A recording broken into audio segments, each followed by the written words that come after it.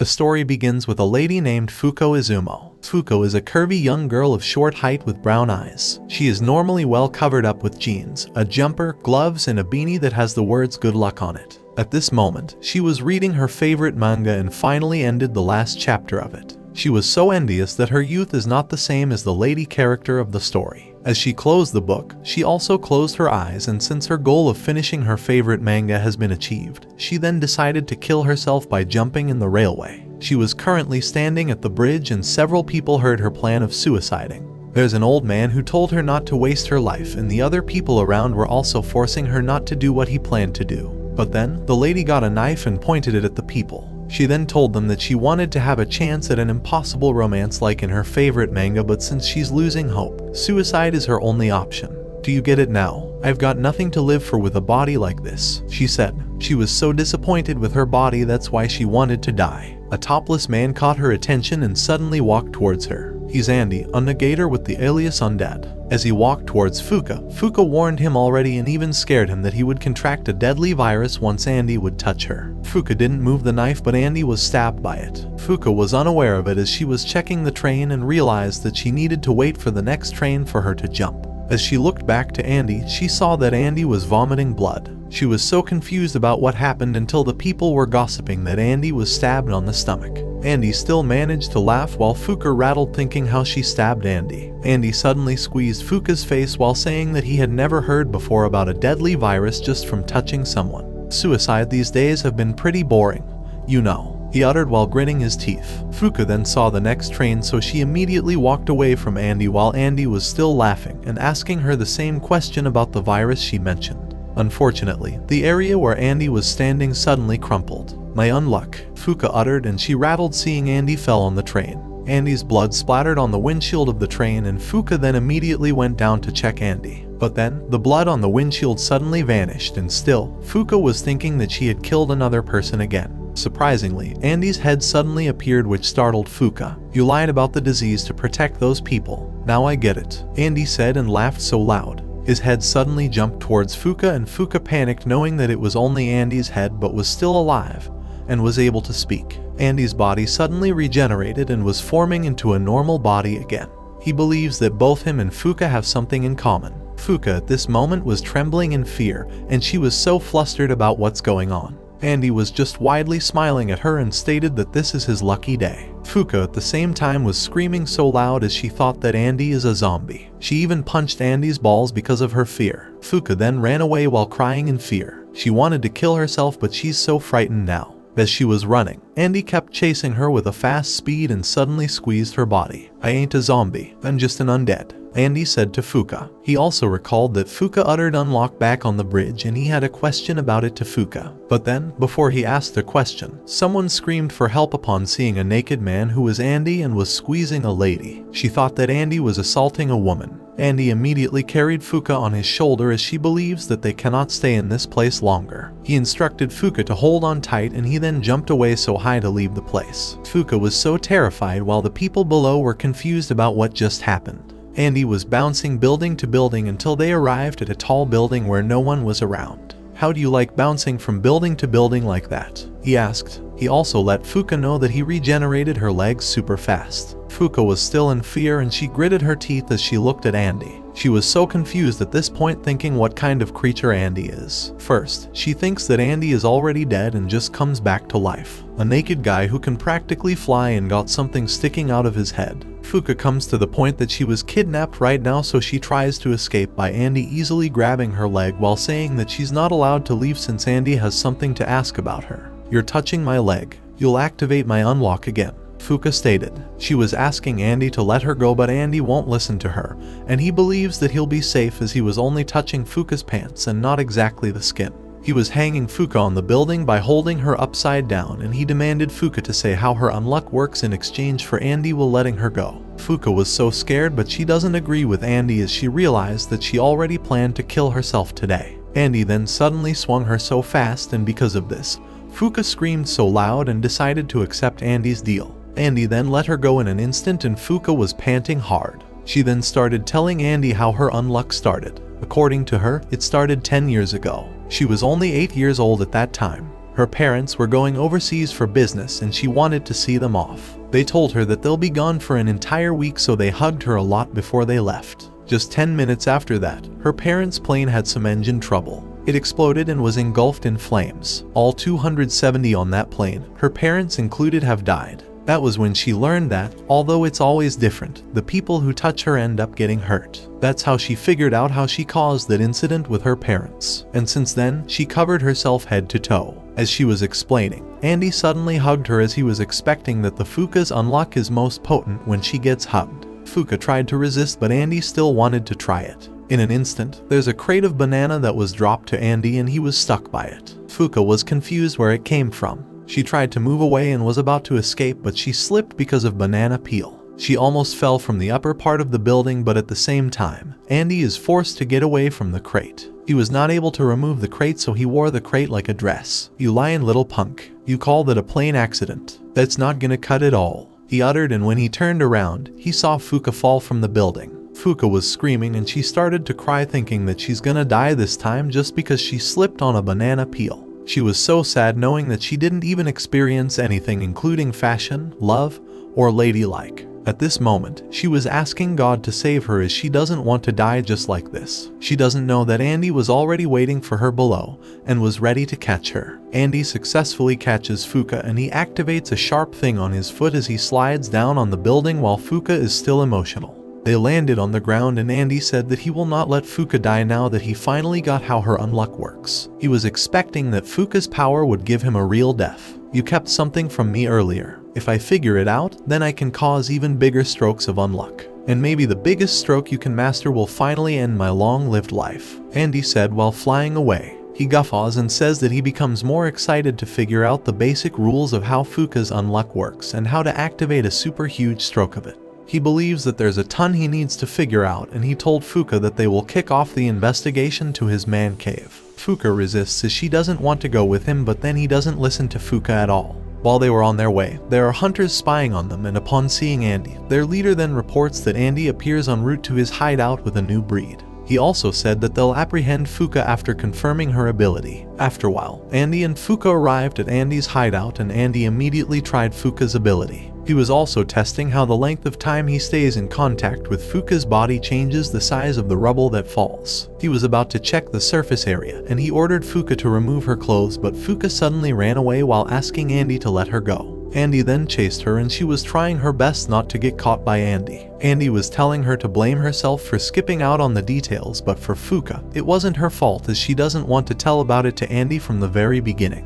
"Alright, how about you leave your underwear on?" Andy said, but Fuka won't agree. While she was running, she wasn't aware that there was metal and unfortunately, her jacket was stuck on it. She then decided to remove her jacket and continuously run with her long hair down. At the end, Andy caught her. "Damn, that's hell of a do," Andy uttered upon seeing Fuka without her beanie. Fuka then sniffed and cried loudly while sitting on the ground. She regrets knowing that Andy saw her without her beanie. Her hair was too long because no one could cut it off for her since she was afraid that the hairstylist might end up dying from touching her hair. As she was crying, Andy suddenly closed her mouth. Fuka was confused about what Andy is doing and Andy just told her not to move. He was already holding a scissor and he believes that there won't be any unluck as long as he's still touching Fuka. He concludes that unluck would only happen once he'll let go. But then, he told Fuka not to worry since he's an undead. He started to cut Fula's hair until it became too short. Andy got a mirror and Fuka was afraid to look at herself, but Andy told her that was pretty good.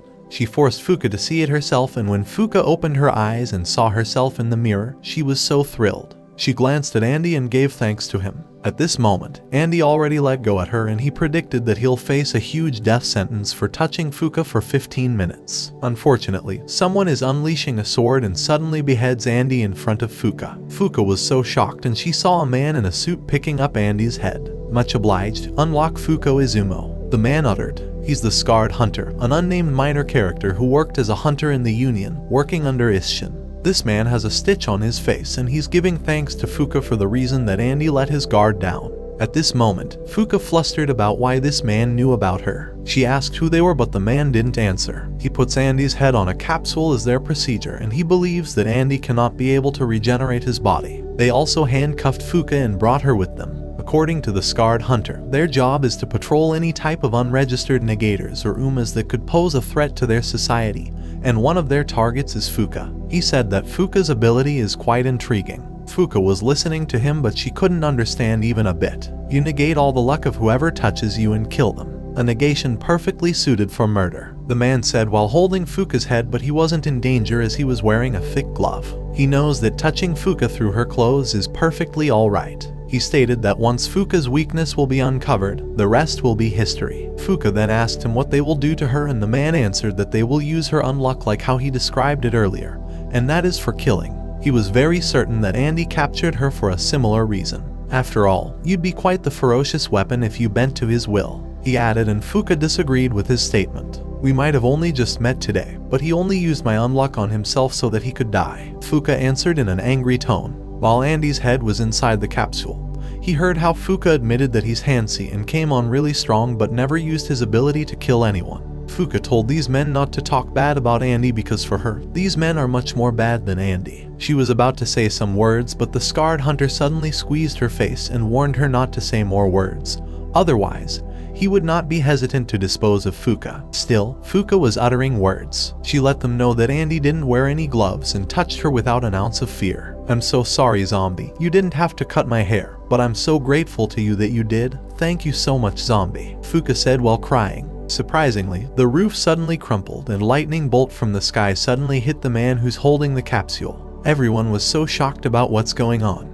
But after the lightning disappeared, they saw their other member already electrocuted and fell on the lower part of the building that was also punctured due to the lightning bolt. One member of these men concludes that it might be part of Fuka's unluck, but Scarred Hunter disagreed since the activation requirements of Fuka's ability haven't been met, and what he believes is it was a stroke of Andy's own unluck. He then ordered his companion to get the capsule, and Fuka was staring at the hole. She believes that it wasn't an accident at all. She then smiled upon seeing Andy coming. Andy went back to them and is continuously regenerating, and the Scarred Hunter then ordered his companions to use another weapon and attack at once since he already knew that gun will be ineffective to Andy. He may be undead, but he's an amateur on the battlefield. He added, amateur, maybe now, but way back then. That's another story, Andy answered while pulling out the cork on his head. According to him, he usually doesn't have enough space on his brain, so he keeps a cork in by the part of his brain that keeps 100 years worth of memories. His opponents were already holding each weapon and they attacked Andy together, but Andy easily managed to dodge while saying that he will be a whole different monster this time.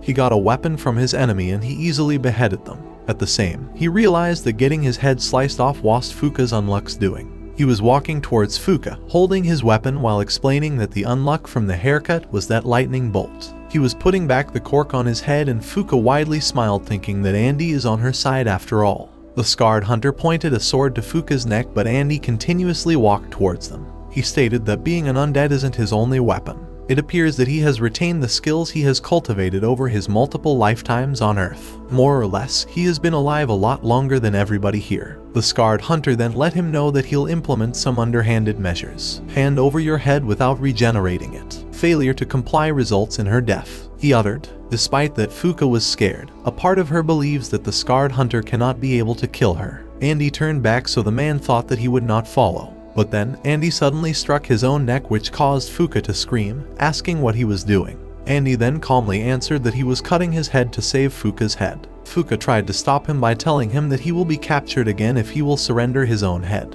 She cried again as she cannot take it anymore, knowing that people are always getting hurt around her and dying, even if it's someone who can't die. Please just forget about me, don't worry about me, Fuka screamed, and Andy wouldn't listen to her and even kicked his own head the moment it fell. Andy then held his own head while saying that he doesn't give a damn about why Fuka thinks he shouldn't help her. I have a lot of fun today, so if I ever see you again, then let's boogie, Andy stated and threw his head towards his enemy. Fuka continuously cried, thinking that she really knows how to trigger unluck like a plane crush. She suddenly escaped from the man and kissed Andy's cheeks. She falls on the ground and the man successfully catches Andy's head while asking about what Fuka is trying to do. Fuka stood up while saying that what she had done was nothing special and she only wanted to do something daring for once. She proudly said that she wanted to put her fears aside and allow herself to touch someone else for once. Here it comes, my unlock, she uttered while smiling widely. Even Andy understood her plan and he laughed while their enemy was so clueless. Andy then regenerates and squeezes his enemy's face while ordering Fuka to run away. "Sorry guy, we beat ya," he said to the man.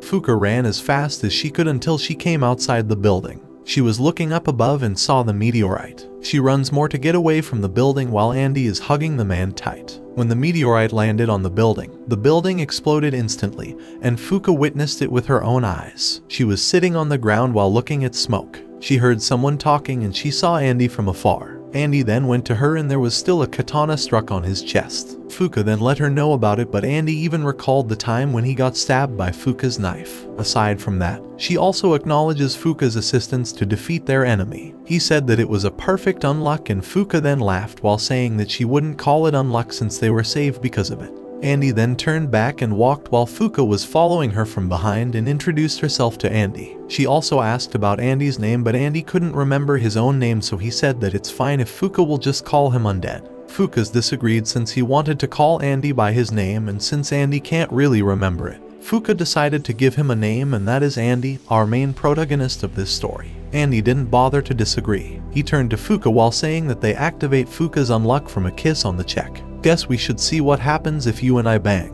he uttered, and Fuka immediately ran away from him while Andy was chasing her as he thought that Fuka would also love to try it. While they were running, the radio of the hunters suddenly sounded, informing the hunters of increasing the priority level for the capture of Undead and Unluck, which is Andy and Fuka. Both of them were unaware that they are now wanted from the hunters. Fuka gracefully looks at Andy while recalling that her Unluck kills people. The guilt weighed heavily on her. She didn't want to keep on living, but then she met Andy, an undead who embraced her unluck. At first, she wanted nothing to do with him, but she realized that being with Andy made her more confident, like she could keep living at least for a little longer. They walked through the alley while Fuka wondered how both of them ended up like this. "If we start bumping uglies, then an even bigger stroke of unluck will happen," Andy stated. He wanted to know what would happen if they spent the night together. Fuka was annoyed at him, thinking that it's just like she's a tool of Andy for dying. She was thinking of getting out here somehow, and she just can't believe that her first kiss was with someone like Andy. She concludes that she needs to figure out how to escape before Andy can catch her plan.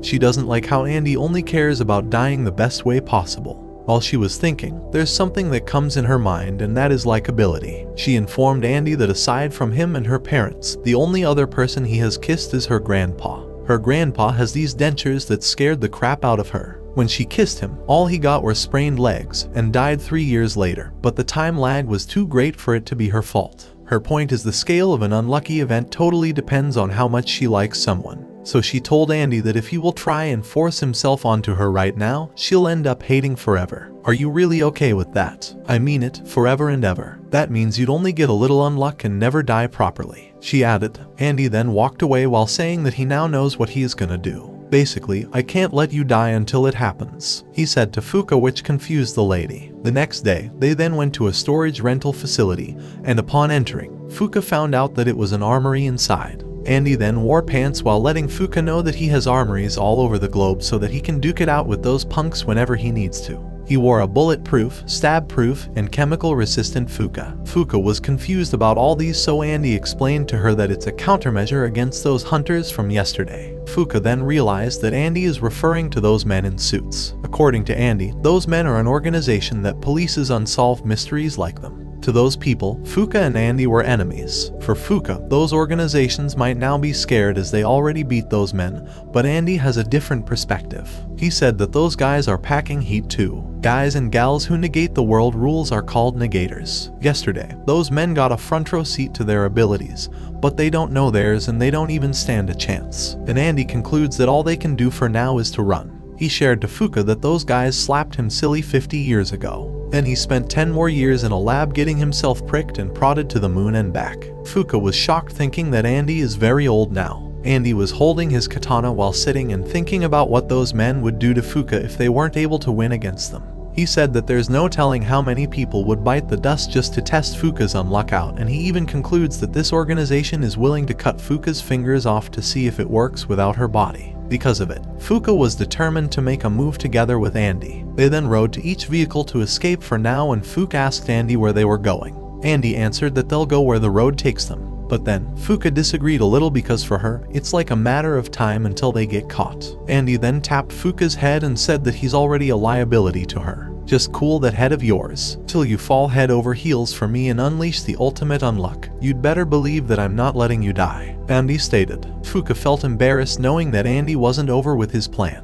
She said that she appreciates Andy for protecting her, but she believes that there's no way she will fall in love with someone like Andy. Andy continuously rubbed Fuka's hair and Fuka was already annoyed at him and forced to remove his hand. All of a sudden, there's like a crack in the sky and Andy then stood on his motorbike while saying that they got company. Fuka was confused about what's going on, seeing the sky crack. Andy then smiled as he answered that it's how they get from place to place. He also let Fuka know that the guys who got him 50 years ago shot out from the hole like this back then. Fuka rattled upon seeing something incoming. It ends up that it's the Union, a giant robot man named Void Volks, a negator and currently the member number 9 of the Union. He was clenching his fist and punched Andy hard. Fuka was also affected as she fell down from her vehicle. Upon seeing Andy, she rattled and felt worried for him. She tried to run to assist Andy, but she felt someone was pulling her back. Wow, you're something. Even in your current predicament, you're still dead set on going to him. You like him or something? The young man asked. He's Shen Zion, Void's companion and a member number 2 of the Union. Fuka was confused about who this guy is. Shen was not holding her, but she cannot move her legs. Kill her. We capture Undead and kill Unluck, remember, Void stated. But Shen still wanted to have a little chat with Fuka. He then interviewed Fuka, but Fuka was clueless about who this man was. You love-struck lunatic, Void said to Shen.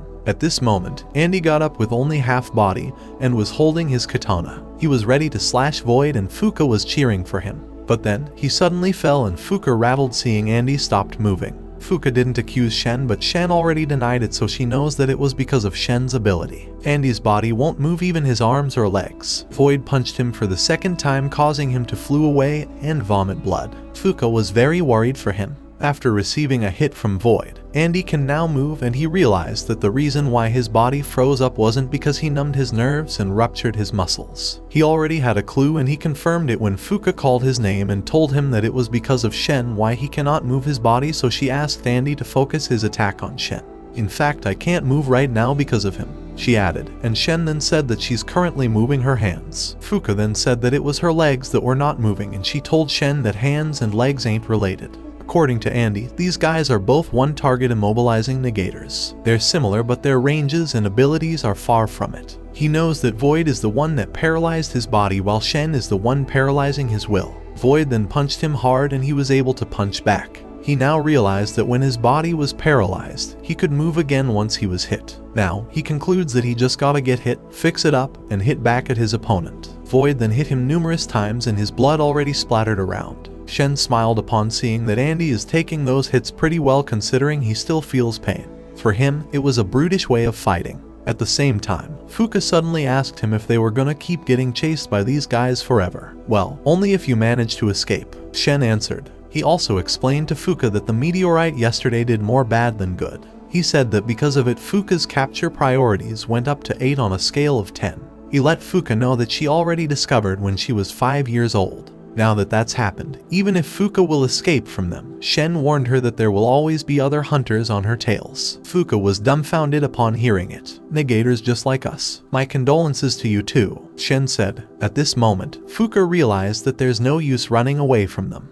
Other than that, she wondered why Void and Shen aren't being hunted. While they were both talking, Void and Andy were still fighting and Void even beheaded Andy. Void also heard Fuka's confusion, and when Shen was about to answer Fuka, Void stopped him, but Shen said that Fuka has the right to know. He then started explaining by saying that it comprised of 10 members. According to him, the Anti-Unidentified Phenomena Control Organization aka the Union. Within it, a 10 members round table of 10 special negators. Its members are exempt from being pursued on the condition that they commit themselves to completing certain missions. To help Fuka get it, he told Fuka that there's a test they have to pass to get in through. If we become members, then will the Union stop hunting us? Fuka asked with a wide smile as she was seeing hope this time. Void behind her then apologizes to her and tells her that the table is full. Fuka suddenly cannot move. Behind Void is Andy's head. While Void is explaining that there will be no additional or changes in the Union without any empty seats. And any negator who isn't a member is nothing more than a monster. Andy's head suddenly moved and rushed to Fuka. His body was regenerated and he then carried Fuka like a bride. He runs so fast and both Void and Shen was clueless how Andy made to escape. At the same time, Shen believes that there's no way human muscles would produce a super fast speed like what Andy did. One thing he's very sure of is that Andy used his regeneration. Andy stopped from running as he was telling Fuka that he got it now. He suggested to Fuka that they both should become hunters instead of being hunted.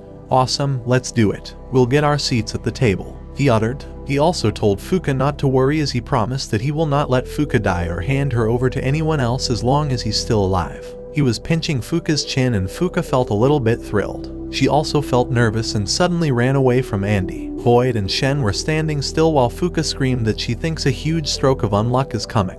It's not because I'm in love with you or anything. I only like you out of gratitude, like I'm grateful for you protecting me, that's all. But if you think that any shoujo manga tricks like sweeping me off my feet or nudging my chin up are gonna work, then you've got another thing coming. I'm not falling in love with you, Fuka stated while clenching both of her fists. She also told Andy that he should not get the wrong idea. This time, a huge truck suddenly flew out of nowhere and was going to hit both Andy, Void, and Shen. Well boys, you heard the lady. 2 seats open and 2 graves filled, Andy uttered while both Void and Shen were unable to react. He was very confident that 2 seats in the Union will now be open. When the truck landed, it then exploded and Fuka wondered if the truck was hit at their enemy. She knows that the truck exploded isn't enough to kill Andy, but she was curious about those two. Andy was still fine, but on the contrary, Void was barely hit, and either hurt, and it turned out that he had shielded Shen. He then jumped to the building across the street and Fuka was worried knowing that their enemies were still alive. When she saw a vehicle, she then waved her hand to ask for a ride. According to Andy, negators negate their own rules or the rules of others. When fighting negators that do the latter, they have to figure out what they're negating as soon as possible.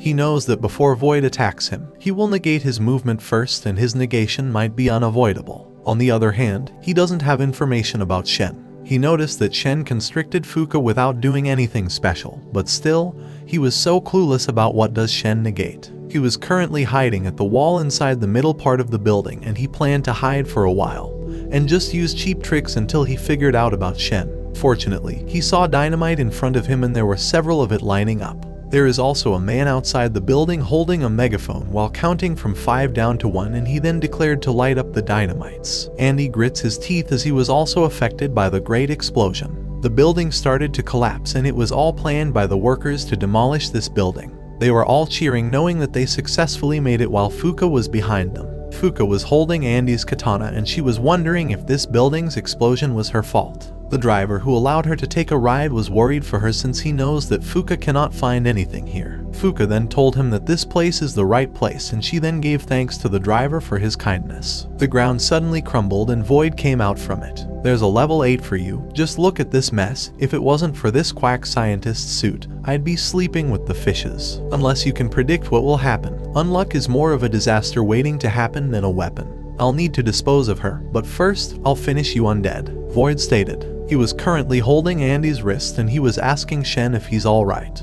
He also let Shen know that he had secured Andy. He didn't receive an answer from Shen, but he heard someone speaking behind. When he looks at it, it is Andy who's telling him that he can keep Andy's hand if he wants. He confidently said that whenever he loses a body part, it disappears in 30 seconds, or rather it lasts for 30 seconds. He then bit his index finger and he pointed it to Void. Sayonara unavoidable, he uttered and attacked Void with his finger. According to him, he called this finger as a parts bullet, a thing where he used his regeneration to shoot his half-torn body parts like projections. He already knows that every time Void gets in an attack stance, Void will negate his opponent's ability to avoid. But in reality, he knows that Void stops muscle movement once the opponent stops moving. But then, he was confident that Void cannot stop his regeneration. He managed to knock out Void and Void fell on the ground together with Andy's finger. You should read up more on your own rules, bud, Andy said to him. He bit his finger upon hearing Shen's voice. Shen was unaware that his companion Void is now gone. Shen wasn't shocked upon seeing Void, but he wondered how Andy managed to defeat Void. Andy then just told him that he will be the next target. Huh? Seriously? But your seat is already open, Shen replied. Andy then slowly walked towards him while saying that he needed 2 seats for him and Fuka. Shen then laughed and told Andy that he was indeed a gentleman. Up until this moment, Andy was still wondering about what Shen negated, and he guessed that he needed to die numerous times for him to get it. Shen then readied himself with Bruce Lee moves and Andy saw an opening to his stance, and that is located on Shen's right side. He tried to kick Shen using his right foot, but Shen easily blocked his leg, and Andy flustered upon seeing his left leg that Shen was holding. He was very sure that he used his right leg to kick his opponent. While they were fighting, there were already people intrigued upon seeing them fighting in the smoke, and Fuka at the same time shocked when he saw Shen and Andy. She was standing still while holding Andy's katana, and she heard how Shen teases Andy. She thought that Andy and Shen were now friends, but Andy told her to believe what she thought because Shen is just messing with him. When Andy saw his katana, he then ordered Fuka to throw it over, and Fuka was hesitant as she was afraid that Andy might not be able to catch it. Andy then told her to trust him, and Fuka immediately threw it towards him. The katana was spinning above, and Andy is telling Shen that he might not know what exactly Shen is negating, but now he realized that Shen's negation is all about opposites. You purposely leave a gap in your defenses and force your opponent to the other side. Right is left, up is down. It sure is annoying, but that's all there is to it, right? Andy added, which made Shen dumbfounded. As soon as he was able to catch his katana, he then stabbed himself while asking Shen what he should do with an attack that he cannot carry. He thought that he finally got Shen this time, but he becomes flustered when he sees Shen not moving while saying that he knows Andy was hesitant to kill him. He stated that up until now, Andy still hesitated when it came to killing people despite being around this world for 200 years. Shen went near Fuka at a fast speed and concluded that Andy might not want Fuka to see the bad side of him. But then he doubts that Andy really is too soft. Fuka at this moment removed her glove and tried to touch Shen to give him unluck. But Shen was aware of her movement, so he easily dodged, which caused Fuka to slump on the ground. Shen sat on a huge block, and he said that he won't reveal his negation to Andy, and Andy won't be able to run nor touch him. He's confident that his ability works on Andy's deep psyche, so he warns Andy that there's no use for him if he will try to resist. Fuka suddenly cried so loud knowing that Andy's work didn't work. Andy kept apologizing to her, and Fuka complained that they were now both in Shen's line of sight. All of a sudden, Shen asked them if which of them wanted to join the union. In an instant, Andy pointed to Fuka and he said that it's fine for him if he will be sent back to a lab. Fuka then resists and tells Andy that he cannot make a decision of his own. She recalled that Andy told her that this organization experimented on him for 10 years, so she wondered why he would voluntarily go back to the lab. But nothing. Trying to romance a lady with screws loose has gotta be some back-breaking work. Andy replied, and he only added that this is their only way to survive. You're still on that. What if you can't escape again? Fuka said with her worried face. Andy then told her not to worry, and he promised that he would break out before Fuka died even if it kills him. He doesn't care if Fuka will be some hunchbacked old hag by then. He would still be willing to woo her over and give her a night to remember. Fuka fell down while Shen behind has declared that he will now bring Fuka with him. Fuka was furious and immediately removed her jacket. She then ordered Andy to look away for 10 minutes. Shen then answered that it will undo his negation once he will follow Fuka. I don't care. Do it anyway. I'm about to do some totally lewd stuff with this guy, so do it. Fuka said while stuttering. Andy then reminded her that before they will make a romance, he should make Fuka fall in love with her. But then, Fuka demanded him to shut up. She started removing her clothes while saying that she never experienced a lick of romance just because of her body. She doesn't know if she has fallen in love with Andy or not. But no matter what the reason may be, if there's someone willing to fight for her sake until there's blood everywhere, then she can't just abandon them without giving them anything, and she let Andy know about it. So we'll do it right here, right now. I mean, I've never done it before, so I don't know what to do. But it might just give you the unluck you need for you to die, Fuka stated. She also said sorry to Andy, knowing that she can't do more to repay him. Andy was just so silent while Shen laughed out loud while lying down on the block, knowing that Andy and Fuka only met yesterday. Fuka asked him to stop laughing, so he then got up and said that splitting Fuka and Andy would be a capital offense, so now he has a plan. He will send Fuka and Andy to fight a different one member of their union, and if they win, he's willing to put in a good word for both of them. Shen let them know that it will be in 3 days on August 5th at Lake Baikal in Russia, and one of their own will be investigating Enuma in the area. They only need to kill a union member that will show up, and after it, they're all set. Their enemy will be wearing a red necktie and an emblem. And of course, there will also be people hunting them too along the way. Hoping you both make it there in one piece, Shen uttered. He was also hoping that both Fuka and Andy would really come to the round table soon. He then left, and Fuka was dumbfounded knowing that Shen chose to spare them. Andy then told her that it was because of her deviant behavior. Fuka becomes annoyed and says that she wasn't just playing a game. Listen, it ain't scummy enough to bang a chick just because she's desperate. Do that again and you'll regret it, Andy stated. Because of his statement, Fuka was terrified and promised that it won't happen again. After talking, Andy then invited her to go immediately to Russia. Fuka was hesitant as she doesn't have a passport yet, but Andy told her that there's no need for one since they will travel with Andy's way to avoid danger in the public transportation. According to him, they will first make tracks all the way to Niigata, then wait for the target at the lake. There, he will get in touch with some of his old war buddies to back them up. After that, they will next hop on his yacht and book it to the Russian port Vladivostok. Good old Russia, the land of vodka, he uttered. All of a sudden, he asked Fuka's age and Fuka instantly answered that she's currently 18. After hearing it, Andy was glad knowing that Fuka is legal in that place so they can drink the night away when their goal is over. Meanwhile, while they were traveling, Fuka decided to make a diagram of Andy to list all the things about him. First is about the katana that is always sticking out of his back, which looks so painful, the same as the card sealing off his memory. He can bite off his fingers and shoot them like bullets, and it also looks painful. Fuka was also interested to know what Andy's tattoos mean. She also noticed the scar of Andy that is always there even when he regenerates, and it also looks painful. And the last one is the pants that she wishes were on more often, as it's a serious issue for her. From the other point of view, Shen went back to Russia and he enjoyed the fight against Fuka and Andy. His companion named Mui then came and he ordered the lady to smooth things over with their boss. Understood. I will deliver a convincing report, Nui answered. At this moment, Shen already wore a glove specifically for Fuka. For him, Fuka is such an amateur that even hitting her would be too much. But then he believes that Fuka would be invincible once she learned fighting skills to back up her ability. Mui suddenly opened up about the matter at Lake Bakel. She mentioned that their companion named Gina is currently in pursuit of Andy. Yeah, don't say. The two of them have all sorts of tricks up their sleeves, Shen answered. He's on the side of Fuka and Andy and he's very confident that both of them will get through this. Fuka and Andy are currently traveling by yacht. Andy was enjoying driving while saying some information to Fuka, but when he turned behind, he was shocked to see Fuka hiding under the chair. She was so afraid, thinking that Shen's statement yesterday might be true, that someone will catch them before they even make their way. If it happens, it happens. Now come out here and enjoy the ride, Andy said while pulling out Fuka, but Fuka still doesn't want to come out as she believes that they could be attacked at any minute.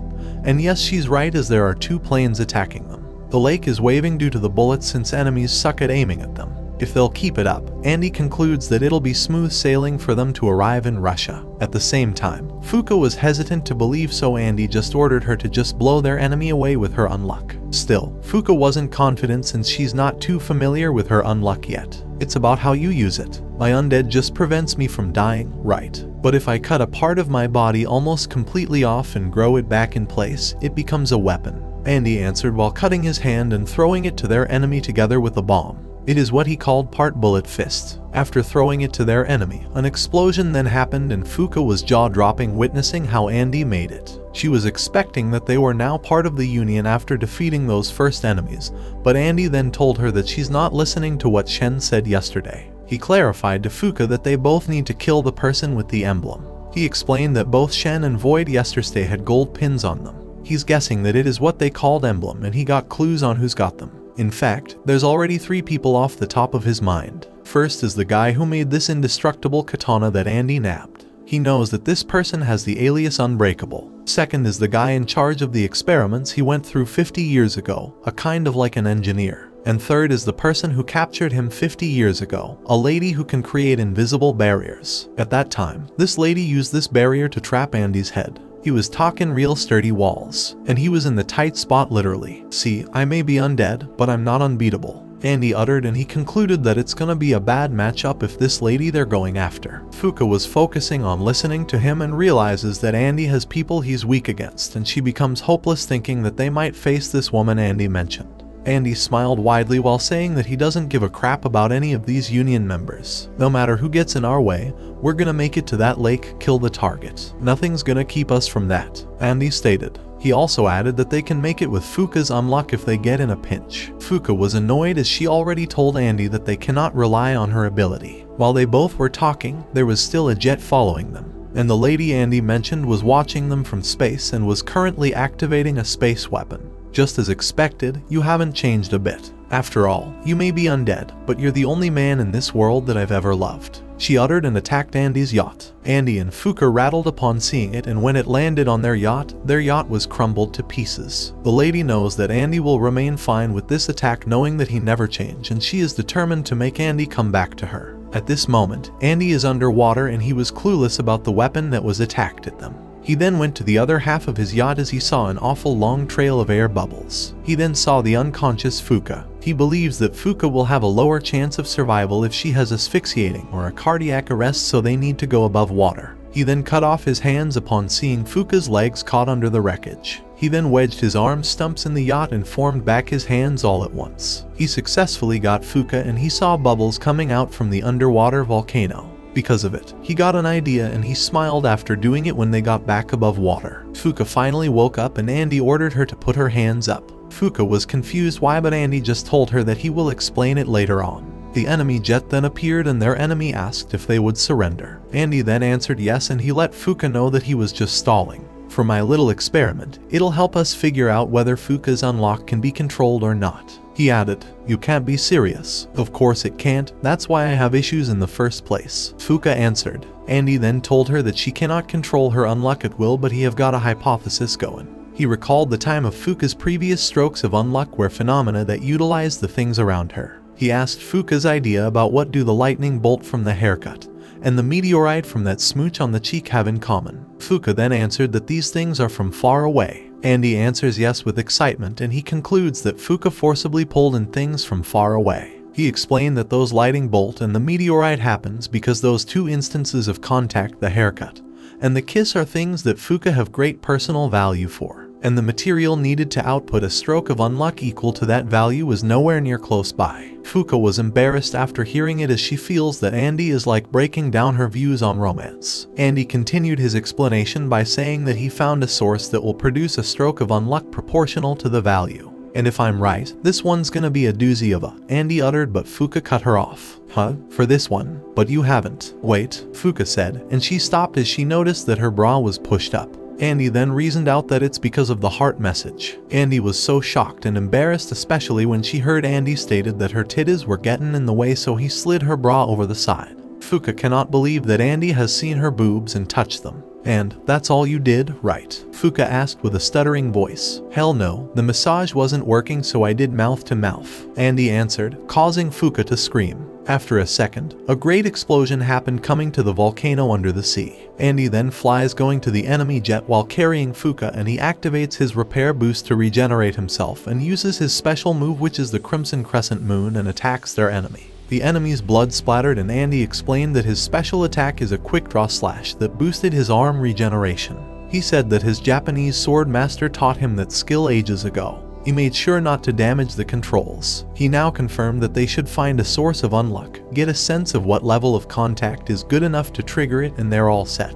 He now believes that Fuka's stroke of unluck isn't an accident but a trump card. They then went inside the jet, and up until now, Fuka still believes that relying on her is bad. Andy then asked her to just go with the flow since everything works so well. Since they already defeated the enemy that were chasing them, they were now ready to head to Vodka. It's only a day until the UMA investigation at Lake Baikal. While they were heading their way, the gen suddenly blew up and it exploded, and as per Andy, it was because the enemy figured out they jacked their ride. Andy still managed to smile, which confused Fuka. Andy then answered that he was just excited that he now got a technique up his sleeves from his mercenary days. He also let Fuka know that they're gonna strike a 5-point landing. The first point is the balls of his feet. The next is the side of his calves, then his ass, suck, and crunch. Andy rolled over on the grass, but he did his best to protect Fuka. They both successfully landed and they carefully observed the surroundings. Fuka was amazed upon seeing the beautiful view of the Lake Baikal. It's the world's deepest, clearest, and oldest freshwater lake. Andy concludes that those Union posers are gonna be investigating Anuma, and he knows that this island isn't a half-bad spot for one of those Union members to hide. Fuka was so impressed, so Andy deduces that it's the first time Fuka went overseas. Because of it, he let Fuka look around and he told Fuka not to worry since he knows that those Union people will not make a move with all these tourists around. They're a stick to the shadows kind of crew. He added, he decided that they'll split up as he needs to find his old war buddies to ask for help. "Who do you think we'll have to take on this time?" Fuka suddenly asked. She was worried that they might have fought against a good person. "They're as good as dead. Courtesy of me so I can get in. We're sticking to the plan," Andy answered. Aside from that, he asked about food that Fuka isn't a big fan of. Fuka then answered wasabi, and Andy then boasted about his old buddy who has a wicked sick restaurant on this island. He told Fuka that he'll make a reservation for the both of them. He then pushed Fuka out of the grass while reminding her to check out the place and have some fun a little. Fuka then stared at the lake, but two men suddenly waved at her and asked her to join them. She then activates her special skill, which she can slip through the groups of people cleanly, and she felt a little bit annoyed thinking that Andy is so inconsiderate for not thinking that she cannot be able to have fun around people with her body that has Unluck. But then, she realized that she'll be dead now if she hadn't crossed path with Andy. While she was standing away with the crowd, she noticed someone. She then went to the lady named Gina, a negator and a current member of the Union who crossed paths with Andy over 50 years ago. Fuka was observing her and she greeted her using a Japanese word. Gina becomes thrilled upon knowing that there's a Japanese girl that approached her. She then asked Fuka if she's a schoolgirl, and Fuka answered that she's not and only a Japanese girl. Gina then uttered real deal and she was showing Fuka her schoolgirlish clothes. Fuka apologizes as she cannot relate to Gina since she has never gone to high school. She also noticed Gina's art and she asked if this was a transparent watercolor. Gina was surprised that Fuka knew about it, so Fuka told her that she's into art too. She even confidently said that she's amazing in terms of painting. Gina then gave her things to let her paint and Fuka tried to say no and reasoned out that she waited for someone. Who is it? Your boyfriend. That's perfect then. Why not surprise your hubby with a painting? It'd be totes emosh, Gina said, and since Fuka recalled that Andy told her to have a good time, she ended up making a painting and showing her talent together with Gina in front of the lake. While Fuka was enjoying painting using the brush that was too easy to use, Gina suddenly asked her which she liked the most, stuff that changes or stuff that stays the same. At the same time, she called Fuka Lil Lucky because of the good luck that was written on her beanie. Gina decided to answer her own question. She said that she likes stuff that doesn't change, that's not tied down or swayed by anyone. For her, there's just this cool quality about something that stays exactly the same. And that is the reason why she loves art. By art, she can capture the ever-changing world, as a never-changing drawing just like what they're doing now. She then let Fuka answer her question. And as per Fuka, it was the toughest question she ever received, so she asked a little bit of time from Gina to think of an answer. When the night came, there were already no people around and Fuka finally finished her painting. Gina was too excited to check it, and before Fuka let her see it, she made sure first that Gina would not laugh. Gina then promised to her and she let Fuka know that she believes art is all about freedom. Gina widely smiled upon seeing it. Fuka drew the lake Bakel with stars and moon above, and Gina asked about those sparkly things around the moon. Fuka then explained that there's nothing in space except for the sun and the moon, and since the moon looked awfully lonely, so she gave it some friends, and that is the sparkly things around it in her art. Gina was touched knowing that Fuka is very thoughtful. Fuka then told her that she has now an answer to her question a while ago. For the longest time, I couldn't change and it was so hard on me that I wanted to die. But 4 days ago, I met this really odd guy and my life has been insane since. I mean, the first day we met, he groped me all over and kept me locked up. There have been explosions left and right, and next thing I know, I'm here in Russia. But through all of that, he helped me change, Fuka stated. She also told Gina that it blows her mind that she was able to draw with Gina here today. Having someone by her side who can help her change really makes her appreciate change as a whole. After hearing her answer, Gina said that she was so touched. Gina suddenly runs to the lake and seeing her not sinking makes Fuka surprised. Gina stated that despite Fuka being so young, green, and naive, her words still resonate with Gina. The lake suddenly rises up while Gina is above it and states that age has finally caught up with her. The lake was floating and Fuka was dumbfounded. She then saw Andy behind her who was dashing and unleashing the katana. He jumped to reach Gina and cut his hands, then attacked Gina using his crimson crescent moon. Gina easily blocked him and she even smiled while saying that Andy hasn't changed at all. Went a little overboard with the face paint, I see, especially around the eyes. Hey, Gina, Andy said, causing Gina to be shocked. He then landed on the ground while Gina was asking for her beret.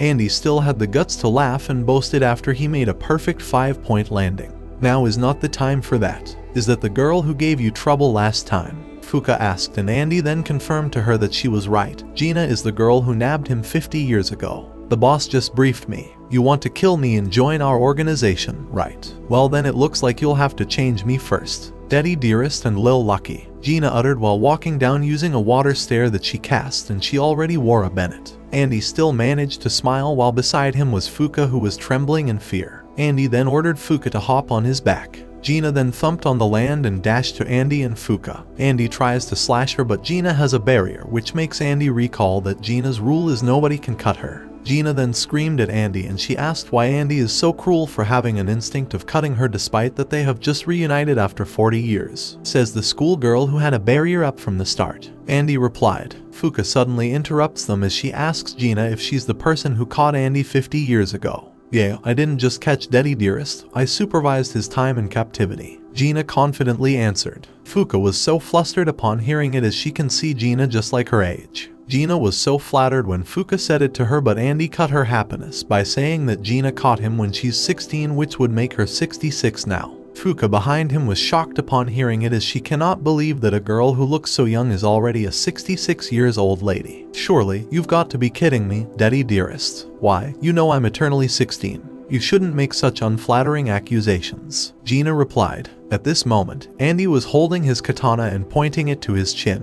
He then slashed his own face, which made Fuka terrified. Andy's face went to Gina and Gina was thrilled upon seeing it. She said that this is what she called a death mask. She decided to kiss Andy's lips, but it suddenly disappeared, causing her to be disappointed. Andy's face already gets back to the form and regenerates. He said that there's something invisible covering his mouth which he'll have to figure out how to deal with. Fuka at the same time was worried for him, but he told Fuka to stop worrying since he's an undead. While they were talking, Gina was trembling in anger. She then called Fuka and Fuka was startled. Gina informed Fuka that she fell in love first to Andy and she doesn't want Fuka to have a relationship with Andy. She was thrilled as she said that her paths with Andy have crossed for the first time 50 years ago. It was an ill-fated encounter for her to think that the hunter, her and the hunted Andy. According to her, while she succeeded in catching Andy, all of their seats in the round table were filled. While she sat on the round table, Andy sat in a cell. After she was put in charge of overseeing Andy, she apologized and reasoned out that she's just following orders, and even said that it would not happen if she didn't catch Andy. At that time, Andy only replied to her,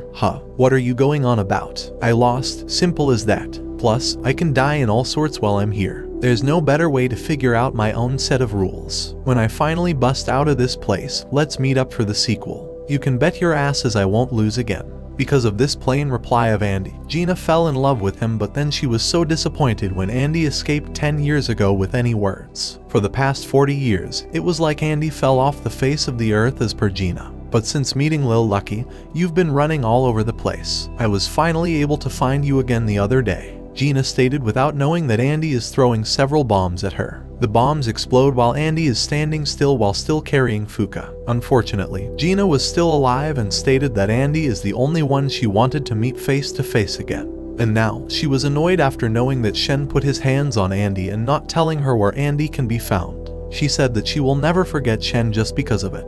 But on the other hand, Shen also did her a favor by bringing Void along with him, and she's glad that there's finally an open seat now since Andy eliminated Void. She suggested Andy get the available seat for himself. She was walking towards Andy and Fuka and she was unaware that Andy threw flashbangs at her. The flash creates a blinding light and Andy thought that it worked on Gina, and he was expecting that Gina didn't activate her barrier. He then slashed Gina multiple times, but then Gina was able to use her barrier. Andy decided to cut his feet and use it to boost himself while he was jumping on every tree. He told Fuka that Gina doesn't have any weaknesses, so Fuka suggested that they should escape and call Andy's friends, but Andy said that every one of his friends are 6 feet under. The last thing on his mind right now is what he called dinner plans. Take it easy, kid, I've got this in the bag. I'm gonna bust the lid wide open, Andy stated. He already figured out that Gina can solidify the lake, telekinetically lifted it up, and can create invisible walls and stairs, her main ability. Andy was very sure that it's the ability Gina used to cover up his face. If Gina's ability is hardening, then he was sure that the water proves his first point. He concludes that if Gina is just hardening things, then his slashing skills should be good enough to cut her through. Fuka asked if what Gina was negating to form a barrier, but then she didn't receive an answer from Andy and only received an order to tuck her legs after Andy saw Gina remove her beret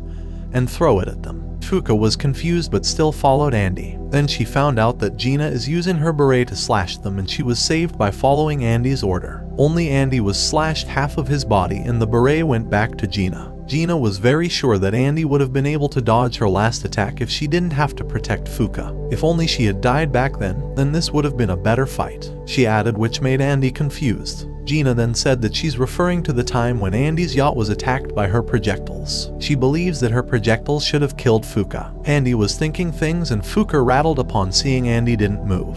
And as per Gina, she has constricted Andy's lower half for him to not be able to run away from her. She ordered Andy to give up Fuka, and she underestimated Fuka that Fuka would never be able to meet her quota once she'll be a part of the unity. Fate, destiny, whatever you want to call it. No matter what happens to the two of us, one thing is certain. This girl is mine, my highway to hell. And she's not dying till I die first. Andy replied, which thrilled Fuka. Gina was currently spinning his beret while saying that he doesn't have a choice but to take Andy's head like 50 years ago, so Andy will be her forever. She was walking towards Fuka and Andy, and Fuka was shaking in fear. She asked what they should do, and Andy answered that they'll meet Gina head on. Fuka was worried, so Andy told her not to worry since he already figured out what Gina negates. Gina was spinning her beret, and at the same time, Andy put a bomb on his mouth and cut his head. Fuka was so scared, and at the same time, Gina was dumbfounded. Andy's head flies above and he activates body repair. His blood splattered, and Gina was looking up above while listening to Andy stating that Gina negates an object's change in state. He already knows that all of Gina's invisible attacks have been negating the change in the air itself. But covered in all this blood, it's as clear as day. He added while his head is falling and Fuka catches it.